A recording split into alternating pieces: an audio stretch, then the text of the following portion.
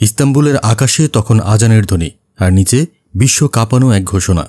তুরস্কের president Recep Tayyip Erdogan মুখ খুললেন আর এক কথায় যেন দখলদারদের গলা ধরে বললেন, শান্তির পথে রক্ত বইয়ে দিচ্ছে যারা, তাদের রক্ষা নেই। ইরান ইসরায়েল যুদ্ধের উত্তাল সময়ে একদিকে যখন বোমা ছুড়ছে যুদ্ধবিমান, অন্যদিকে এক মুসলিম নেতা ছুড়ে দিচ্ছেন কথার বোমা। এবং এবার সেটা শুধু কথার মধ্যে সীমাবদ্ধ নেই, কার্যকর পদক্ষেপ নিয়ে মাঠে নামছে তুরস্ক। শনিবার ইস্তাম্বুলে ইরানের পররাষ্ট্রমন্ত্রীর উপস্থিতিতে অনুষ্ঠিত এক সম্মেলনে এরদোয়ান বলেন, ইসরায়েল আলোচনার টেবিল উল্টে দিতে চায়, শান্তির পথ রক্তাক্ত করতে চায়।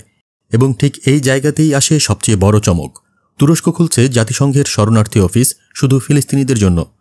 আঙ্কারায় জাতিসংঘ শরণার্থী সংস্থা UNRWA এর অফিস খুলছে তুরস্ক সরকার। এটাই হবে একমাত্র কেন্দ্র যেখান থেকে ফিলিস্তিনি উদ্বাস্তুরা আন্তর্জাতিক সহায়তা পাবেন সরাসরি, ইসরায়েলের চোখ রাঙানির তোয়াক্কা না করেই। তুরস্ক বলছে এই দায়িত্ব শুধু মানবিক নয়, বরং ইমানের অংশ। এটাই সেই বার্তা যা মুসলিম বিশ্বকে অনেকদিন পর এক দিক দেখাচ্ছে। এরদোয়ান জানিয়ে দিয়েছেন 2023 থেকে 2025 সাল পর্যন্ত প্রতি বছর UNRWA-কে $10 মিলিয়ন সহায়তা করছে তুরস্ক। 2024 সালে AFAD এর মাধ্যমে সরাসরি $3 মিলিয়ন। তবে এবার সেই সহায়তা আর চেক লেখাতে আটকে থাকছে না।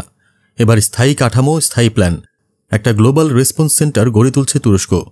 ইসরায়েল বলছে তুরস্ক আন্তর্জাতিকভাবে আমাদের কোণঠাসা করছে, আর তুরস্ক বলছে দখলদারদের অনুমতি লাগবে না, আমরা সিদ্ধান্ত নিব নিজেদের বিবেক থেকে। বিশ্লেষকরা বলছেন এই ঘোষণা মধ্যপ্রাচ্যের রাজনীতিতে তুরস্ককে ফের কেন্দ্রস্থলে নিয়ে এলো।